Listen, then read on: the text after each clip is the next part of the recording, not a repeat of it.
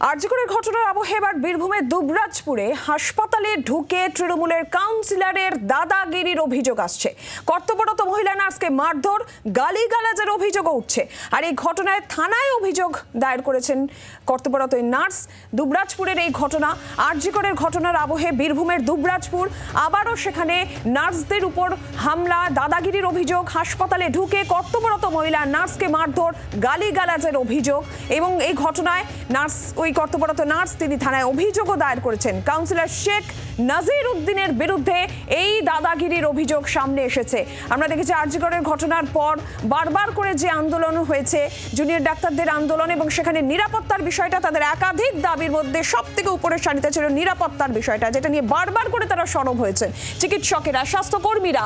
এবং তারপরেও একের পর এক ঘটনা ঘটে চলেছে। আর এবার বীরভূমের দুবরাজপুর, কর্তব্যরত নার্সদেরকে মারধর, গালিগালাজের অভিযোগ শাসক দলের কাউন্সিলরের বিরুদ্ধে। তৃণমূল কাউন্সিলর, তার বিরুদ্ধে দাদাগিরির অভিযোগ। কি অভিযোগ উঠছে আমরা একবার শুনবো।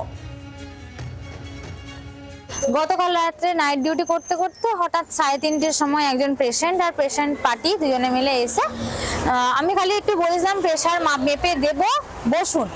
তো প্রেশার মেপে দেবো বসুন বলতে গেলে ওনারা বললেন যে আমি কে জানিস, আমাকে বসতে বলছিস। হ্যাঁ, আরো জঘন্য অশ্লীল ভাষা, ইভেন আমার গায়ে হাতও পর্যন্ত তোলা হয়, আমার হাতে টানাটানি পর্যন্ত করা হয় হাত ধরে। ঠিক আছে, অনেক অশ্লীল ভাষা, গালাগালি, খিস্তাখিস্তি দেওয়া হয়েছিল। আপনারা শুনলেন যে ঠিক কি অভিযোগ উঠছে। আর যার বিরুদ্ধে অভিযোগ, অর্থাৎ সেই তৃণমূল কাউন্সিলর, তার বক্তব্য আমরা পেয়েছি, শুনবো। কর্তব্যরত যে সিস্টার রয়েছেন ওনাকে আমি বললাম যে আমি প্রেশারটা মেপে দিন, বলে বসুন। তো আমাকে বসিয়ে মোটামুটি 10 মিনিট বসিয়ে রেখেছে। উনি একটা গায়ে চাদর মুড়ি দিয়ে পায়ে চাদর দিয়ে একটা চেয়ারের সাথে আর একটা চেয়ার নিয়ে বসে আছেন। যদিও কোনো পেশেন্টকে অ্যাটেন্ড করতেন বা কোনো কাজ করতেন, তাহলে আমার বসে থাকাটা ঠিক। আমি সেখানটাতে অসুস্থতা বোধ করছি। আর রাত 11টার সময় তার মজা লাগবে না যে মানুষ এই শীতের মধ্যে বেরিয়ে ঘুরে বেড়াবে। আমাকে কষ্টের মধ্যেই হাসপাতালে যেতে হয়েছিল। ওনাকে বলার পর উনি কোনোরকমভাবে আমাকে সাড়া দেননি। বসতে বলেছি তো আপনাকে, বারবার আমাকে বলছে বসতে বলেছি তো আমাকে। বললাম সিস্টার আপনি কি কোনো কাজ করছেন? আমার তো অস্বস্তি হচ্ছে।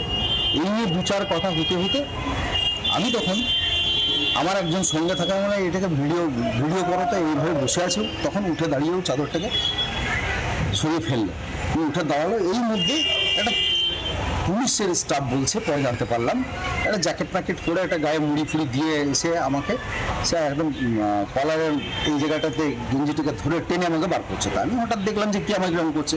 তখন আমি একটা ধাক্কা দিয়ে সরাই, কেন গায়ে হাত দিয়েছো, এইটুকু হয়েছে, তাছাড়া কোনো কিছু নয়।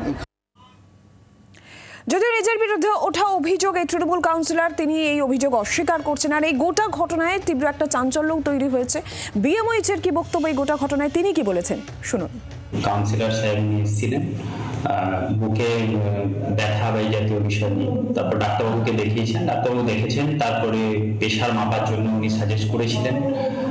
সিস্টার দিদি ওনাকে বলেছিলেন যে একটু ওয়েট করুন, প্রেশারটা যেহেতু ডিরেক্টলি এসেছেন, প্রেশারটা অনেক সময় হয় যে হঠাৎ এলে প্রেশারটা অনেক সময় বেড়ে যায়। তো সেখানে দাঁড়িয়ে হচ্ছে যে তারপরেই আমাদের যিনি অন ডিউটি সিস্টার ম্যাডাম ছিলেন এবং কাউন্সিলর সাহেবের সাথে কথা কাটাকাটি হয়।